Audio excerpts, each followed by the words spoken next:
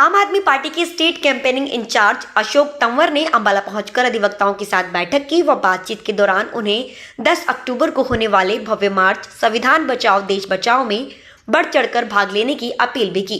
ज्यादा जानकारी देते हुए उन्होंने बताया, न्यायपालिका को मजबूत बनाने के लिए ये मार्च निकाला जाएगा, जो कि एक ऐतिहासिक मार्च होगा और इस मार्च के बाद न्यायपालिका निष्पक्ष फैसला लेगी, ऐसी वे उम्मीद करते हैं।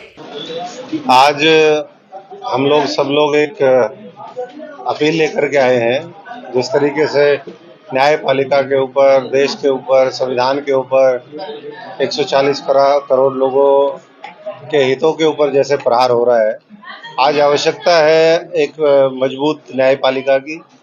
और उसी के लिए आम आदमी पार्टी के हमारे साथी मोक्ष श्रीजा जी, जो लीगल सेल के अध्यक्ष हैं, चित्रा जी और सभी हमारे पदाधिकारी, वो यहाँ पर आए हैं अपील करने के लिए। 10 तारीख को संविधान बचाओ देश बचाओ मार्च वो पटियाला हाउस से लेकर के सुप्रीम कोर्ट जाएगा और हजारों की संख्या में हरियाणा से, क्योंकि 1.5 लाख वकील पंजाब और हरियाणा बार के हैं, चंडीगढ़ में जो एफिलिएटेड है सारे, और भी पूरे देश के अलग अलग हिस्से से वहाँ पर साथी आएंगे। बार बार जिस तरीके से सुप्रीम कोर्ट के भी आदेशों को सरकार जबरदस्ती बहुमत के आधार पर, लोकतंत्र में जनता सर्वोपरि है, लेकिन उस मैंडेट का दुरुपयोग करके अगर आप चुनी हुई सरकारों के अधिकार छीनोगे तो मैं समझता हूँ कि ये देश कभी बर्दाश्त नहीं करेगा। उसी को लेकर के ये मार्च है और अपने आप में ऐतिहासिक होगा और इससे और निष्पक्ष होकर के बोल्ड डिसीजन न्यायपालिका ले, ये हम सब लोगों की उम्मीद है। चुनाव को लेकर उन्होंने ये दावा भी किया कि आम आदमी पार्टी न केवल एक राज्य में बल्कि सभी जगह बहुमत से सत्ता में आएगी, क्योंकि आम आदमी पार्टी ने घर घर जाकर एक परिवार बनाने का काम किया है और 2024 में सरकार बदलेगी, क्योंकि मौजूदा सरकार ने हर वर्ग पर कुठाराघात किया है और अब जनता जागरूक है। मौजूदा सरकार से आम जनता परेशान आ चुकी है और अब जनता भी चाहती है कि सरकार बदले और आप मजबूती से आगे बढ़ रही है। लोग भी आम आदमी पार्टी की विचारधारा को पसंद कर रहे हैं। हालांकि लीडरशिप के लिए उन्होंने साफ इनकार कर दिया और अपने साथियों को सहयोग करने की बात कही। अंबाला में पूर्णतः आप पार्टी का दबदबा होने का भी उन्होंने दावा किया, क्योंकि लोग आपकी मजबूत नीतियों से प्रभावित हैं और आपका नेतृत्व पसंद कर रहे हैं, क्योंकि आज आप अपने द्वारा किए जा रहे कार्यों से लोकप्रिय है। चाहे वह 300 यूनिट बिजली फ्री करना या स्कूल और अस्पताल ही बनाना क्यों ना हो, आज दिल्ली का मॉडल सब पसंद कर रहे हैं। हरियाणा के लोग भी चाहते हैं कि ऐसा यहाँ भी हो, तो ऐसे में सबको एकजुट होने की जरूरत है। अगर वोटों का विभाजन होता है तो कहीं ना कहीं ये भाजपा को फायदा पहुंचा सकता है। आम आदमी पार्टी तो इंडिया में भी रहेगी, भारत में भी रहेगी, हरियाणा में भी आएगी, अंबाला भी आएगी, पूरे देश के घर घर में हम लोग जा रहे हैं, परिवार जोड़ने में लगे हुए। तो इसलिए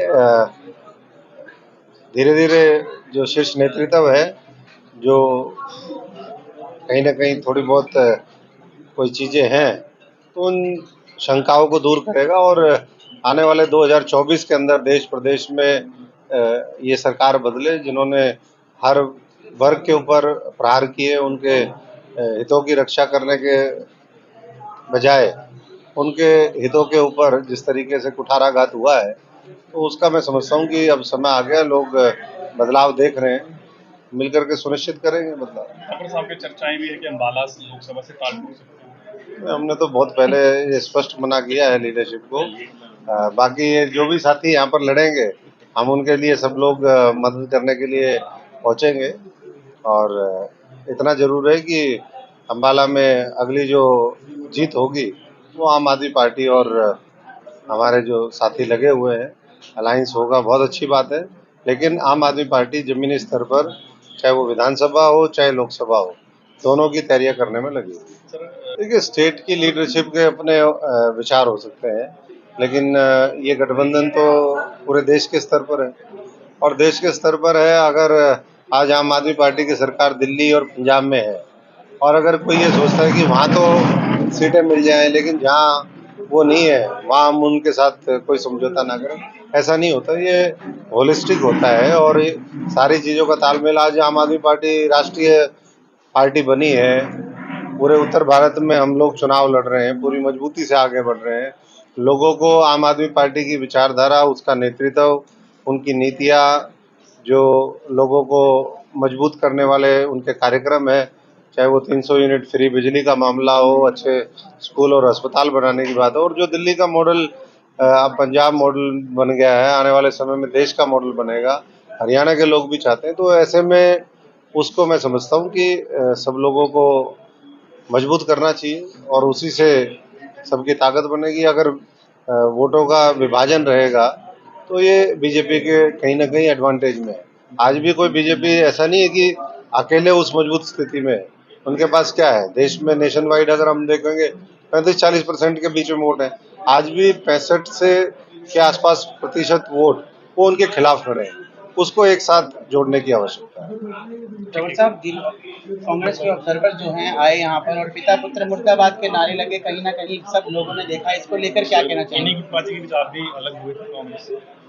हमारे तो बहुत कारण थे। वो 6 साल संघर्ष करने के बाद अगर अच्छे उम्मीदवारों को, चाहे वो चित्रा जी हों, इनके फादर हों, ऐसे ही करीबन 30-40 लोग ऐसे हैं, अगर उनके मेहनत को, उनके अनुभव को देख करके अगर उस समय टिकटें दी जाती तो आज सरकार कांग्रेस की होती। बाकी जहाँ तक नारों का सवाल है, वो तो सभी के खिलाफ वहाँ नारे लगते हैं, चाहे ऑब्जर्वर आए, चाहे प्रभारी आए, चाहे कोई और आए। तो गुटबाजी का शिकार पार्टी है, लेकिन ये उनका अंदरूनी मामला है। आम आदमी पार्टी अपने काम में लगी हुई है। जमीनी स्तर पर हम मजबूत हमारा संगठन तैयार करें और वो अगले 15 दिन में तैयार हो जाएगा। 2.5 लाख पदाधिकारी हमारे वार्ड स्तर पर, गांव के स्तर पर वो तैयार होंगे और वो बदलाव के प्रहरी बनेंगे। वो बदलाव का आने वाले समय में सूत्रधार होंगे।